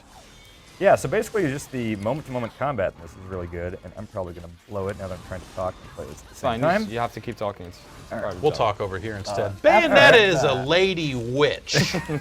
And Umbra, because you cut people. Hair. Sonic the Hedgehog rings, but they're called halos now, Yep. and hair beasts. I can do this. Did you like the original Bayonetta? Yeah, it was really cool. I liked the original a lot, but it didn't blow me away the way this one did. Really? This one is just fantastic, I think. All right, why? So yeah, you can switch up on the fly here. You know, it's not that it does anything crazily different than the first one. It's just that I think part of it might be timing. I think that like there hasn't been a lot of these type of character action games coming out recently. But also just the level of just the nuance in the gameplay and the encounter-to-encounter fights are just incredible. Let's see if I can get into a big one here. Is the combat very similar to the last one? It's similar. Yeah, there's some extra things. You can do this Umbran Climax thing now, to where it's kind of like a boost to all your attacks, makes them all super deadly. Of course, it's called Climax. Yeah, naturally. Yeah, they had a lot of that stuff in the previous game, I think, too, right? Yeah. Which time? Yep, yeah. Which time's a huge thing here that you really got to master, especially on the harder difficulties. But like, check this out. So my flamethrowers, my feet here. If I twirl and hit this, it switches them to ice flamethrowers. Okay. So that's a fun thing I can ice do. Flamethrowers? Or ice throwers or something. So yeah, I got fire here. So you can do stuff like if you hold in the button at the end of any combo, you just do something with that. Yep. So same thing if you have guns on your feet like in the first one. But yeah, the chainsaws, I skate around on them. Is much of that stuff dictated by you, or is it like, is there any customization with that, or is it all like? There's customization, so like check this out here. If I go in here, actually it's the first one. So this is set A, this is set B, and I can switch between them on the fly by hitting the right bumper here. This looks like the most confusing thing in the world. It's not at all. So this is just what's on my hands. So let's say I want the sword in my hands, and on my feet, I probably want chainsaws on my feet. Yeah, I like chainsaws. So R will switch between the two. And so now, yeah, chainsaw feet, sword arms. And I can switch between that other layout at any time. So yeah, which time, you gotta wait for the tail, and then you get out of the way, and then it slows down time. You can do these torture attacks like in the first one. Kick them into that. That's the thing that happens. Sure, why not? Yep. Well, There you go. Does it have all the ridiculous, yeah, okay. Oh, it's just constantly ridiculous, yeah. So, Lady Crotch. How much Lady Crotch is in this game? Get down to what matters. That's what I come to Bayonetta for, is Lady Crotch. I believe more than maybe any game I've played. There's a whole lot of Lady Crotch going on. Oh, good. Yep. Yeah, it's usually in cutscenes and stuff. Although, well, we're getting a pretty good there for a moment. Why is that? I don't. Because why wouldn't you? Yeah, I guess. she's sassy or something. I don't know. If you're Platinum Sassy. Games, yeah. Bayonetta, she's sassy. I don't know. She's stylish. That intro was pretty great, with all the logos on buses and nonsense. Oh, at the beginning of the game? That's like all I've seen. Oh, yeah. Yep, there's witch time. So like this is not even like a big boss character. Like guys like this will show up fairly frequently. Wait, big bosses in this? Well, yeah, that's embargoed. Great. Okay, all right. Add this onto Cut Drew's that. list of games he has to play. Are you replaying this because you want to, or you feel obliged to because of your review? Oh, or I mean the review is done. I mean I played a little bit today just to make sure I wasn't rusty, you know, going into this. But yeah, I'm gonna keep playing this at home for sure. Like I want to beat it on every difficulty. There's like an infinite climax mode if you beat it on hard. Infinite climax mode. Yep. God, so, that sounds like either heaven or hell. Yeah. I'm not sure which. That's like that sketch from Jam. What's Jam? What? You'd know more about it than I would. Oh, was that a UK thing? Yeah, it is. God, now I feel bad. I can turn into a bird and shoot little knives at him. Sure. I can turn into a panther whenever I want. Fun. Ugh. So yeah, that witch time thing is probably the single most important mechanic. I actually just unlocked the success reach where if I do this, I summon little demon fellas that will fly around, like little Grim Reapers that will attack for me. Of course. That's fun. Is this a game to buy a Wii U for? That's just such a hard question as far as like buying a console for one. Yeah, it's kind of a fucking stupid question. It's that based on like that and like Mario Kart and like a couple of other big games. Zelda's coming up at some point, obviously. Hang on, let me eat this monster. No, they decided they were done with Zelda. Are they done? Yeah. They retired it? Okay, it's like a Guitar Hero situation? Basically, yeah. Okay. We made too many. Oh, God. Okay. Oh, hey. Yep. Zelda Aerosmith was the last straw. I'd play that. How long I'm is this holding out bad for boy? Zelda ZZ Top. Oh, yeah, absolutely. Did you get that Green Day one? Yeah. Zelda Green Day? Yeah, Zelda Green Day. The intro is amazing. So you can pick up enemies' weapons sometimes, like I've got that monster's, whatever you call those. I'm guessing that disappears after a while. It's got like its own little health bar over there, so as I use it against enemies. Oh, it's Mark Echo. No, he is a getting up. young magical boy that turns into a flying squirrel. So Mark Echo. Yeah. Okay, yeah, sorry. Sick pants. The story is almost impossible to follow, and again, I've played through this almost 3 times now, and I have no idea what's going on. I've watched every cutscene. It's incoherent. But yeah, he turns into a squirrel. I figured that much out. If I was wearing those pants, I wouldn't have stepped into that deep water. Oh yeah, we want to go to a mountain called Fimbulvinter or something along those lines. I think I might have actually said that right. It's great voice acting. I'm gonna skip this so I can get back to fighting. Problem solver right there. Yeah, I wonder. I don't know what's going on. Oh well, whatever. I said no, I think that, I think a lot of the cutscenes in Bayonetta 1 were, I mean, in some ways, some of my favorite stuff. Just it was so crazy. Yeah, and so all over the place, and it was a lot of fun just to see where they were going to take it next. So hearing that they do seem to go there. Oh yeah, in this game also, I think that's cool. Especially at the beginning, the first couple chapters. I mean, they just come out swinging. You see, I was just saying, I'm a terrible person because I never actually finished the original Bayonetta. Why? Because Darksiders came out pretty quickly afterwards. Yeah, right. And then I had to return to it. Like that was definitely like Yeah. we had 2 TVs and we were playing both games at the same time. It was Bayonetta and I was over there playing Darksiders. It's not that this does anything just crazily different than the first one, doll. It's just that everything is just so damn good. This is weird. There's a ghost. I've never understood what this is about. There's a ghost couple over there that's in love. Yep. And It's you can so go up sweet. and get out of here. And they get scared, and you break their bench, and they run away. You don't have to break their bench. Yeah, You're you just a chose jerk. I've done to it break every the time. bench. I mean, Yeah. maybe if you did the different thing, they would stay and help you with this fight. I guess I haven't tried that. I just break their bench every time. There's usually help in there. I don't know what your problem is with love. Oh, you know. I think I have a pretty good idea of what his problem is with. Bayonetta ain't talking about love. You know, this is Umber Climax mode, so you see all my attacks are just bonkers here. Yeah, it's great. I feel like we could demo this game for another 4 hours and it would just be this over and over and over and over again. Yeah, but as you're playing, I'm sure it just looks like a crazy mishmash of kicks and fire and hair and everything. And but kisses. Yeah, and kisses. But as you're playing it, it's actually just super, super responsive, and you feel like you totally have a grasp on what she's doing. Like it's not like you just hit buttons and crazy shit happens. Well, it can if you want to play that way. Earlier I was talking to you at your desk and you turned and talked to me like eye contact for like a good 8 seconds while playing this game. Because you challenged me. And you Okay. said, and I was like, oh look, I'll stir you. I think I got hit a lot. All right, that's Bayonetta 2 out on the Nintendo Wii U post haste. Currently, no, soon. In 2 weeks or something. 2 weeks. Yeah, Oh, wow. late October. They were confident with this bad boy. sending it out. And it comes with the first one too. Oh yeah, of course. Yeah, and that plays well on here too. Excellent. Cool. Thanks very much, Dan. Appreciate it. Thank you. You can put that pad in there. Or if you want, you can just keep talking to us while doing that. Oh yeah, we're the going to entire keep talking. time. Yeah, Oh. Bayonetta 2, one of 8 games to only have achieved the 10 out of 10 on GameSpot.com. Hells yeah. You wrote some reviews for those games. In fact, you're the only 2 people left in the building who Who've written did. any 10s? Of those 8, Yeah, I mean, you were number 1 with Ocarina, right? I was, yeah. Ocarina of Time ended up being the first 10. At that time, we were Video GameSpot, so we were the separate crew that hid in the back and used the word hella a lot. And then GameSpot was PC focused and very much like, what are these animals doing here? So when I came back after so they sent Ocarina on a Friday, and the review could run Monday. So I got the cartridge, went home. Did you sleep? No, a little bit. There's actually, I think that experience was documented on the site in text form somewhere, weirdly enough, and wanted to give it a 10.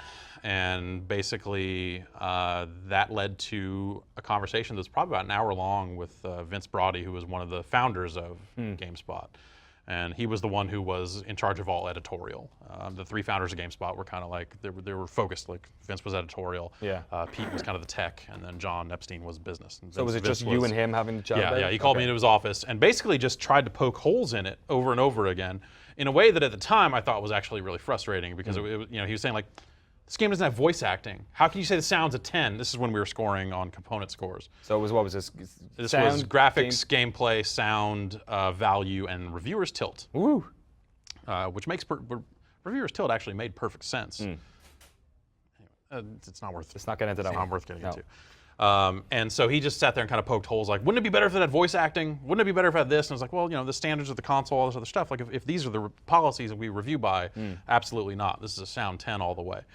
And he kind of grilled me on it for a while, and then at the end of it went, all right, if that's what you want to do, which was actually the worst thing he could have said. Like, fuck, God damn it. But yeah, we ended up going through and giving it a 10.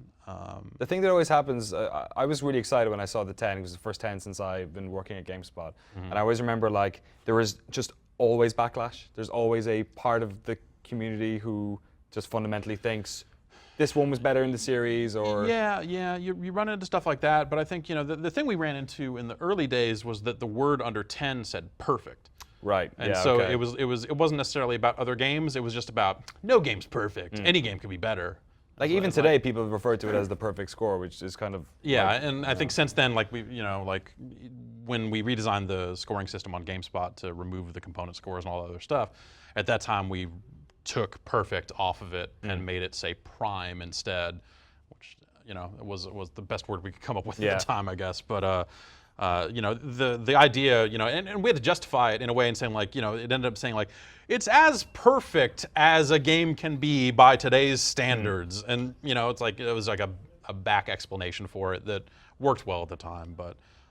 Eventually, like moving it to Prime and saying like, you're right, no game can ever be perfect, but like, stop this? This is a dumb argument. Was the right move, I think.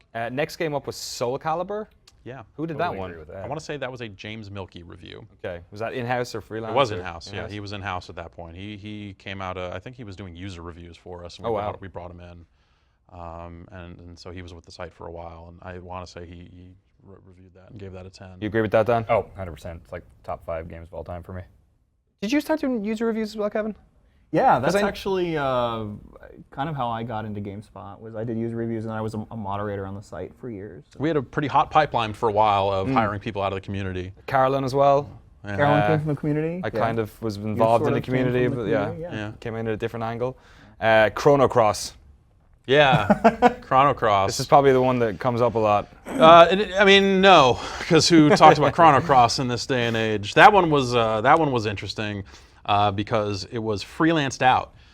So it was someone who was not on staff. We were paying some mercenary out there to review the game for us, and it came back a 10. And it was the sort of thing where it's like, okay, now we're kind of in a bind because no one on staff has played this game.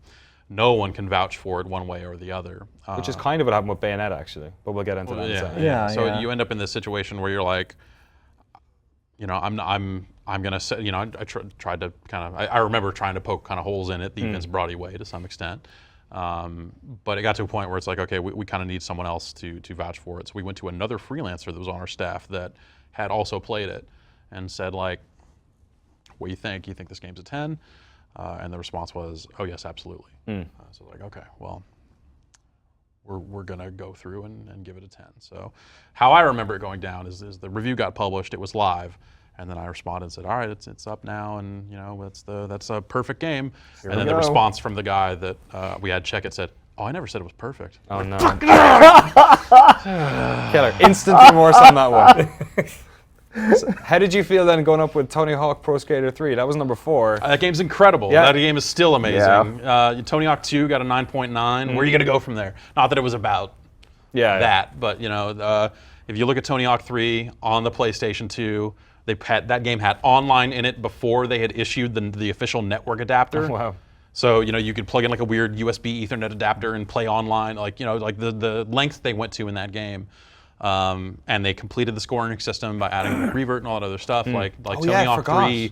Tony Hawk 3 was where they finally linked it all together. And it looked amazing at the time. That Tokyo level had the round bowls and the cool sound effects and stuff. Great soundtrack again. Yeah, terrific soundtrack. Like, I know a lot of people go like, oh, 2's better. They're wrong. I thought the consensus was that 3 was peak Tony Hawk. Yeah. 2 was great. Like, like 4 gets into an area where it's like, now it's kind of like larger areas and stuff. Like, they started getting away from, and they have to. Like, obviously they can't just put out the same game again. That's the Activision of today, not the Activision of then. And so they should just put Bam Margera in Call of Duty. And Bam Margera is playing a concert in my hometown at the end of this month. Okay. I don't know. Concert? I don't know what that means. His name is just on the marquee. Have you seen? He has a shitty band. Oh yeah. Have you seen his stuff? Yeah. Oh, it's But it's really not- awesome. I feel like just Bam Margera shows up with an accordion and starts, you know. He's just like, that's what Steve hey, what's up, does. guys? Oh, right. And then, I think it's like electronic music, and he sings course. over it. oh, that makes sense. It's industrial yeah, electronics. yeah. Is he just like, is he in a hymn cover band? That would make too much sense. His girlfriend, as I understand it, is from my hometown, so he is there a fair amount. Anyway, yeah, Tony Hawk 3 is incredible, and anyone that disagrees is actually completely wrong. Wow. If you think Tony Hawk 2 was a better game, you're fucking wrong. That was 2001. Then it was 7 years until the next one. Wow. And this one is quite That was contentious well. as well. It was Grand Theft Auto 4. Grand Theft Auto 4. Yeah, with Justin Calvert. Gave a review of that. I completely agree. I absolutely adore GTA 4, but I know that I'm probably in the minority on that. No, GTA 4 is an amazing game. I think I agree with every one of these except for Chrono Cross so far. Oh, really? These are some of the best games of all time, really. When 4 came out, it was like legitimately incredible. Like I remember. GTA 4? Yeah, Of course. That was interesting. I mean, because then I was here by this point, and it's actually interesting because we'd had 10 submitted before, but then they never. Jason Ocampo wanted to give Half-Life 2 a 10. Oh, yeah. And we said, no! And he wanted to give Crysis a 10, if I first recall Crysis? correctly. The first Crysis, I think he wanted to give a 10. I liked Crysis, I'm not so sure about. But Half-Life 2 is a good shout. But God damn it. But GTA 4, I think we were actually going back and forth because at that point we had the 0.5 increments and everything. Yes. And then so it was like, okay, so is it a 9.5 or is it a 10? 9.5, 10, 9.5, 10, and we ended up landing on the 10. Actually, it was 9.5 on PS3 and it was 10 on 360, I think. Was it? Yeah, one of them wasn't 10. Well, I know that we gave the PC version a 9. Okay. When that came out, but we did give GTA. It was the first 10. It was in years and years. And then the same year we gave my 10. Another 4. Maybe the most It might be actually the most contentious 10. I'd love to hear what Reichert has to think about this one. Which really? I don't know what we're which going to say. is Metal Gear Solid 4. Oh, okay, yeah. So a game that I stand by. You prefer as 3, just, right?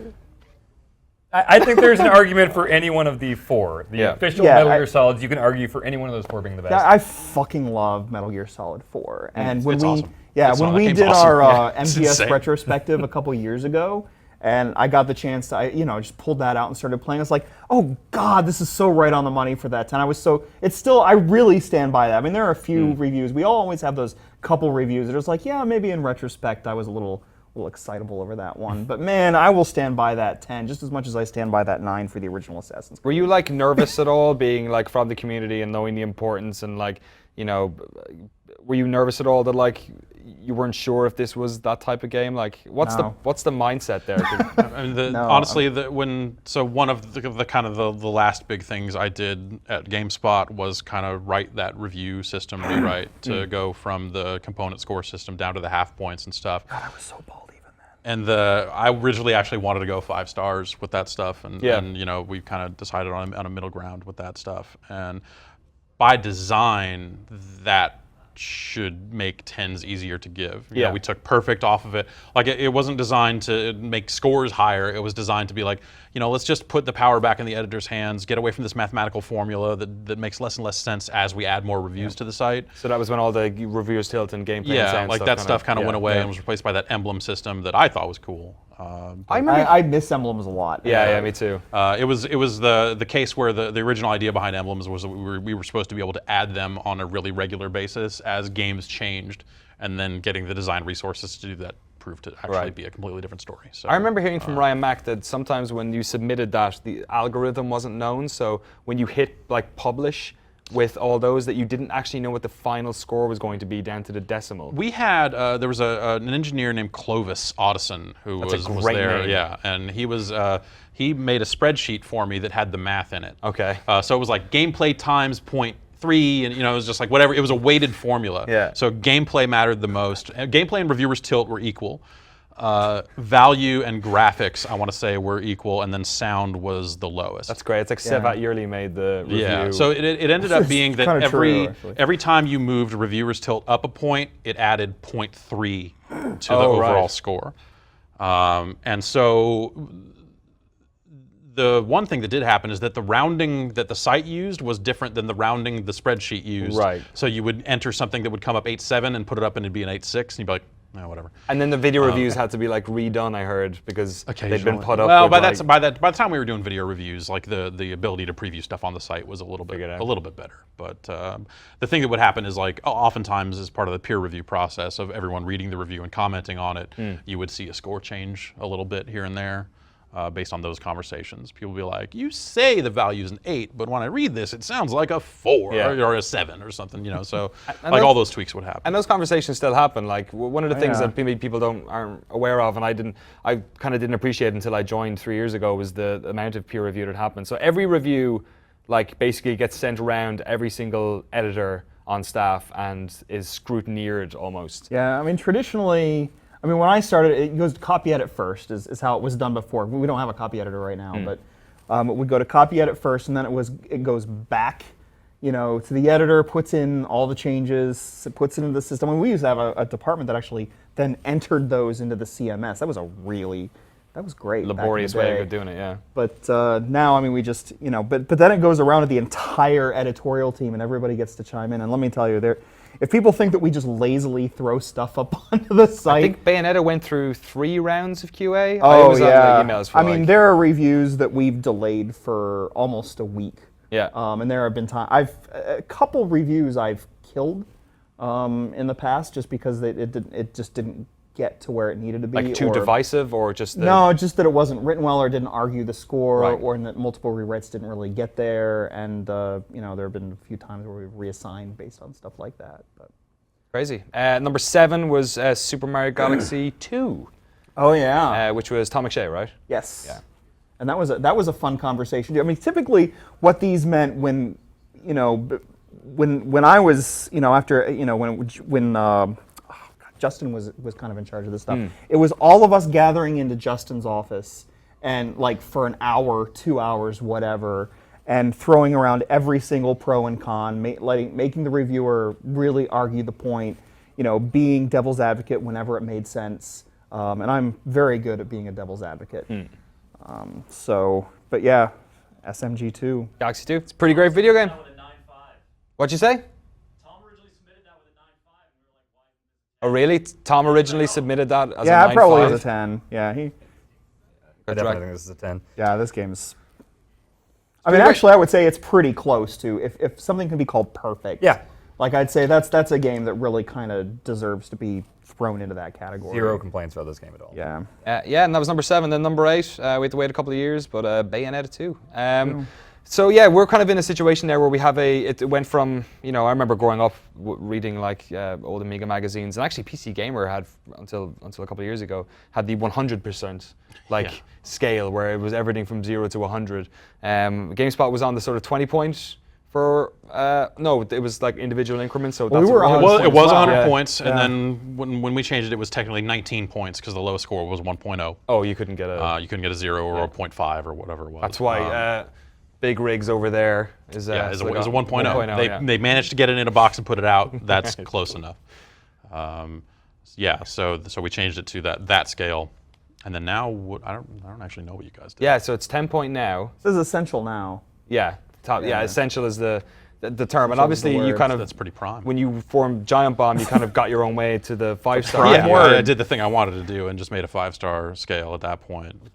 Which I actually made the argument that GameSpot should have moved to that when it redesigned, but it didn't happen. We wouldn't have the problems with Metacritic you guys have, though. Isn't that like a? We don't know. We translate to Metacritic better than any other outlet out there. You think so with the 5 point? Our 4 and our 5 stars get colored green. Our 3-star gets colored yellow. Our 1 and our 2 get colored red. And do they? I don't care what other outlets give games and how we match up on that scale, but our 4 and our 5-star reviews are favorable. Our 3 stars are like the and then our 1 or 2 are like Yeah. What would you think if, say, like some of the bigger sites did convert to 5-star, like with all of the weird, like messed up responsibility stuff that's happening with like publishers paying developers based on their Metacritic scores and stuff like that? Like, as reviewers, our duty is to the people that are interested in information about which games they want to buy. Whatever the industry does behind that is something that a reviewer especially cannot concern themselves with. So, I think those deals are not necessarily great for developers, and they should think twice about signing them. Yeah. But that's obviously they at some point want to do the deal, and if that's what they have to do, that's what they have to do. But yeah, I mean, ultimately, we have to serve the audience of people that trust us to be open and honest about the quality of these games. So Metacritic is the last thing I think about when doing this stuff. After the fact, I'll go look and go, oh, we're the lowest in Metacritic. Weird. Yeah. Why does everyone like this game so much? What the hell's wrong? I just look at it and go like, these people are idiots, and then move on. So Drive Club didn't get a 5 out of 5? No, it did not. Right. No, it did not. There was a very old school, it was very classic in a weird way of having people come at me over Drive Club. It's been a long time since anyone has, and it was kind of fun in a weird way. It was like, oh, how quaint! You people still do this. Weird. Oh, it's they like still the 8.8 days way back then. Yeah, well, that stuff was whatever. That was like the stuff of giving Zelda an 8.8, and then Mario Sunshine I gave an 8. Yeah. Which stirred up a similar thing. Was just it was like me and Alex just getting emails and just laughing and just going what are these people? Yeah, okay, man, sure, whatever. Okay. One of my favorite phenomenon that used to happen after Giant Bomb was created is I'd get a lot of messages saying, well, if the old GameSpot guys were still here, they'd never give Crisis 2 is a 10. It's 5 stars. It's like if the old, and it's like, have you seen the Giant Bomb review? let me throw you over there. Send that one your way. And go so that's always the strangest one, where it's just like somehow but it's good. You kind of go along, and people kind of put you up on a little pedestal after a while. Yeah. It's like, oh, the good old days. Well, that happened with Destiny as well, I guess, a couple of weeks ago. Similar kind of. Yeah, I mean, we ended up actually having the exact same score on Destiny. Yeah. I actually heard. Yeah, I mean, we gave it a 3 out of 5, right? And you guys gave it like a 6.0, right? Yep. So mathematically, it's the same score. Mathematically, it's exactly the same thing. I guess. The math works out. Yeah. But yeah, I actually didn't hear from anyone about Destiny when that review went up. It was very much like yeah, I guess I can't really argue with that. I'm playing it and really like it, but yeah, those are all valid. I mean, a lot of the Drive Club reaction was that way too. It was just Eric Tay who was complaining about Destiny. Well, whatever. They ruined assault rifles for him, so I've actually been telling him today that he just needs to never play that game ever again. Poor guy. Just like Brad and Dota. Great. Review for that coming up soon as well. Dota? Yeah. Yeah. For video games. 1 star. Thanks very much for coming on. I wonder when the next one will be, number 9. Any takers? Who knows? I never liked to play this game. The Tony Hawk reboot is going to do it. Tony Hawk Ride 2. Yeah. Advanced Warfare. Maybe. I mean, anything is possible. Yeah. Any game can be awesome. Any game could be shit. Let's have the one conversation. We don't have just one anymore. We have 3 ones. Well, you know, you're also not I think digging ones out. are more interesting. Yeah, you're not digging out games from Walmart store shelves and stuff anymore either. Like, Yeah, they just show up on Steam now. All sorts of shit just shows up wherever you need it. The flood of stuff on Steam is insane. Yep. Craziness. All right, gentlemen, thank you very much for coming on. Appreciate it. That's the show for this week. We done. Mary, do you have any idea what's on next week's show? No. All right, tune into the lobby. GameSpot, 2 p.m. Pacific. Thanks so much for hanging out, and we'll see you guys next week. Adios. No more Jim.